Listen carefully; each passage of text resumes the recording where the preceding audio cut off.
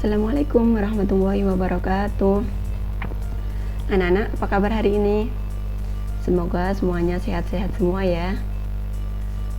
Sebelum kita memulai pelajaran hari ini, mari kita baca sholawat dulu. Allahumma sholli ala sayyidina Muhammad wa ala ali sayyidina Muhammad. Nah, anak-anak, hari ini kita akan belajar tentang infak dan sedekah. Kita melanjutkan materi yang kemarin. Nah, infak dan sedekah. Sedekah atau sedekah. Sedekah adalah semua amal yang baik-baik disebut sedekah. Segala perbuatan yang baik-baik itu disebut sedekah. Nah, seperti contohnya kita senyum, kita membantu orang di jalan, kita menghilangkan duri di jalan, itu sedekah. Kita intinya kita berbuat baik, semua amal perbuatan baik itu disebut sedekah. Nah, kalau infak ini disebut sedekah, tapi lebih kepada harta dan benda. Nah, kita akan membahas ayat-ayat infak dan sedekah. Salah satunya terdapat pada surat Al-Fajr ayat 15 dan 18. Asbabun nuzul surat Al-Fajr yaitu orang-orang Mekah pada zaman Jahiliyah umumnya berprofesi sebagai pedagang. Maka cara berpikir mereka pun lebih bersifat transaksional. Mereka lebih berpedoman pada untung dan rugi. Oleh karena itu, orang-orang Mekah susah diajak dialog, susah diajak gotong royong, susah menerima seruan untuk bertauhid dan beribadah hanya kepada Allah Subhanahu wa taala. Karena bagi mereka semua itu tidak menguntungkan. Maka dalam surat Al-Fajr ini Allah Subhanahu wa taala menceritakan kepada orang-orang Mekah azab yang dialami kaum Ad, kaum Samud, Fir'aun karena tidak beriman kepada Allah Subhanahu wa taala. Secara khusus Quran surat Al-Fajr ini diturunkan sebagai peringatan kepada orang-orang Mekah agar mereka meyakini bahwa Allah Subhanahu wa taala Maha Pemberi rezeki. Nah, sekarang kita baca bersama-sama ya Quran surat Al-Fajr ayat 15 dan 18. A'udzu billahi minasy syaithanir rajim. Bismillahirrahmanirrahim. Fa'ammal insanu idza mabtalahu rabbuhu fa'akramahu wa na'amah fayaqulu rabbi akraman wa amma idza mabtalahu faqadara alaihi rizqah fayaqulu rabbi ahanan kalla bal la tukrimuna al-yatim wala tahadduna ala ta'amil miskin.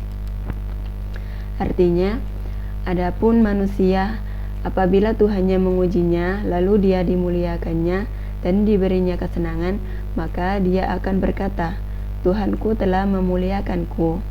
Adapun bila Tuhannya mengujinya lalu membatasi rizkinya, maka dia berkata, Tuhanku menghinakanku. Sekali-kali tidak demikian. Sebenarnya kamu tidak memuliakan anak yatim, dan kamu tidak saling mengajak memberi makan orang miskin. Nah, ini adalah terjemahan perkata. Fa'amma, maka adapun, al-insan, manusia, idza, apabila, ma, apa, abtalahu, mengujinya, rabbuhu, Tuhannya, fa'akramahu, lalu dia memuliakannya, wa na'amahu, dan dia memberikan nikmat padanya, fayaqulu, maka ia akan berkata, Rabbi, Tuhanku, akramani, dia telah memuliakanku. Wa amma, dan adapun, idza, apabila, ma, apa, abtalahu, mengujinya, faqadara, lalu dia menentukan atau menyempitkan, alaihi, atasnya, rizqahu, rizkinya, fayaqulu, dia akan berkata, Rabbi, Tuhanku, ahanan, dia menghinakanku. Kalla, sekali-kali tidak. Bal, tetapi. La, tidak. Tukrimuna, kamu memuliakan al-yatima, anak yatim. Wala, dan tidak. Tahaduna, saling menganjurkan. Ala, atas. Ta'ami, memberi makan. Al-miskin, orang miskin. Sekarang isi dan kandungan ayat. Dijelaskan bahwa kecenderungan manusia merasa mulia dengan rezeki yang diberikan Allah Subhanahu wa taala. Padahal tidaklah demikian. Sesungguhnya harta itu hanyalah ujian dan cobaan bagi mereka. Dan begitu pula sebaliknya, jika mereka diberi kesempitan rezeki, mereka menganggap Allah Subhanahu wa taala menghina mereka. Padahal tidaklah demikian. Sesungguhnya Allah memberi rezeki kepada siapapun yang disukainya dan tidak disukainya. Begitu pula Allah Subhanahu wa taala menyempitkan rezeki kepada siapapun yang disukainya dan tidak disukainya. Allah Subhanahu wa taala mengisyaratkan agar manusia memuliakan dan menyayangi anak yatim, memperlakukan mereka dengan baik, sebagaimana dalam hadis riwayat Ibnu Majah dari Abi Hurairah radhiyallahu an, Rasulullah shallallahu alaihi wasallam bersabda, sebaik-baik rumah seorang muslim adalah rumah yang di dalamnya ada anak yatim yang diasuh dengan baik. Seburuk-buruk rumah orang Islam yang di dalamnya ada anak yatim yang diperlakukan dengan jahat. Nah, jadi dalam Quran surat Al-Fajr ini kita mengetahui bahwa Allah menjelaskan bahwa kesenangan dunia ini yang berupa kemewahan harta, jabatan yang tinggi, kemudian paras yang cantik dan yang rupawan, serta kenikmatan-kenikmatan dunia ini tidak menjadikan seseorang itu mulia atau dihina atau dihinakan. Nah, jadi Allah memberitahu kita bahwa semua nikmat dan ujian yang diberikan kepada Allah itu semata-mata hanya untuk menguji manusia. Nah, mulia apa tidak? Nah, kemuliaan seseorang itu tergantung kepada bagaimana menyikapi ujian dan kenikmatan dunia tersebut. Nah, apabila Allah memberikan kita kelapangan rezeki, kebahagiaan, kita bersyukur.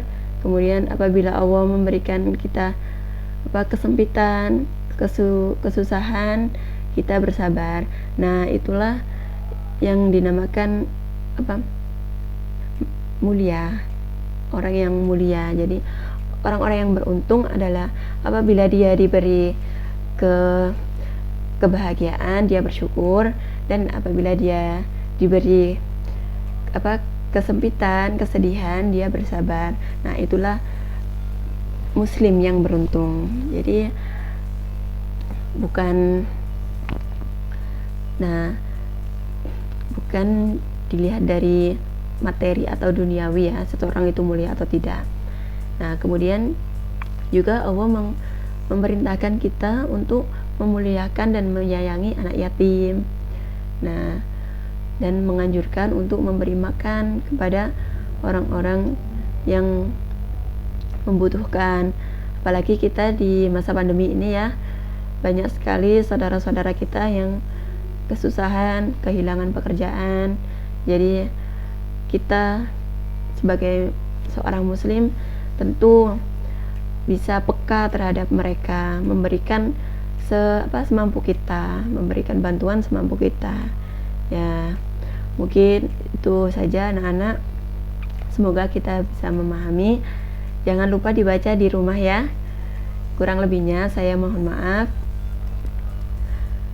Akhir kalam, wabillahi taufiq wal hidayah. Wassalamualaikum warahmatullahi wabarakatuh.